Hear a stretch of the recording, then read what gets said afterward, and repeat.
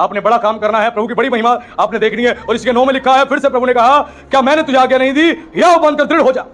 फिर प्रभु ने उसको बोला, हियाव बनकर दृढ़ हो जा, यानी प्रभु ने उसको बार बार चेताया कि दृढ़ हो, दृढ़ हो, दृढ़ हो, यानी एक्टिव एक्टिव एक्टिव हो जा, जोशीला रहे, एनर्जेटिक रहे, ढीला ढाला नहीं रहना, ढीला ढाला नहीं रहना, एक्टिव लोग चाहिए मुझे। फिर से बोला दृढ़ हो जा, और बोला प्रभु ने भय ना खा और तेरा मन कच्चा ना हो, क्योंकि जहां जहां तू जाएगा वहां वहां तेरा परमेश्वर यहोवा तेरे संग रहेगा।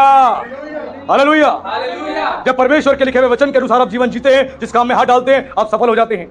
वो काम नहीं भी बन रहा है तो भी सफल हो जाएगा।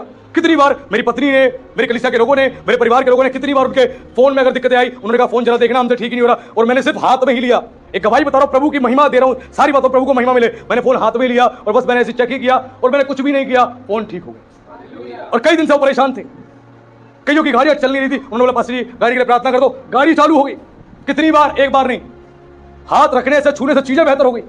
कितनी बार। इसका मतलब क्या है? क्या मैं कुछ अलग हूं? नहीं, आपकी मेरी तरह आप और मैं एक इंसान ही, लेकिन परमेश्वर महान है, जिसके हम आज्ञा मानते हैं वो हमें डिवाइन फेवर देता है।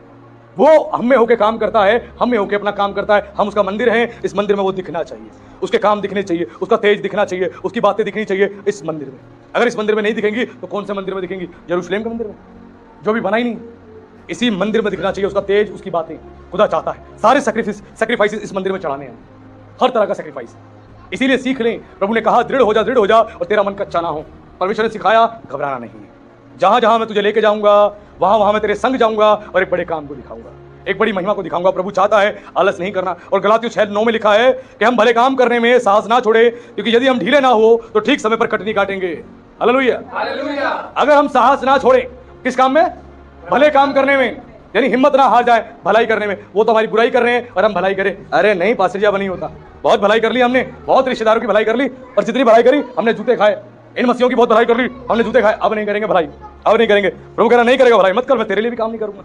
जा, कठोर आदमी, तू कठोर बना रहे, तू माफ मत कर, मैं भी माफ नहीं करूंगा। तू भलाई करना छोड़ दे, तेरी भलाई करना मैं भी छोड़ दूंगा। बाइबल कहती है जो मनुष्य बोता है वही वो काटेगा। आप भलाई करोगे तो आपको भलाई मिलेगी, आप बुराई करोगे आपको बुराई मिलेगी।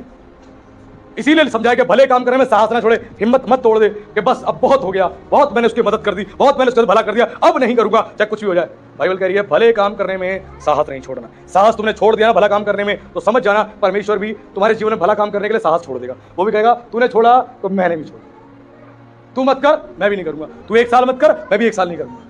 और जिस दिन हम साहस कर लेते हैं भला काम करने के लिए, लगे रहते हैं भलाई करने के लिए, परमेश्वर भी हमारे जीवन में भलाई को उत्पन्न करता है।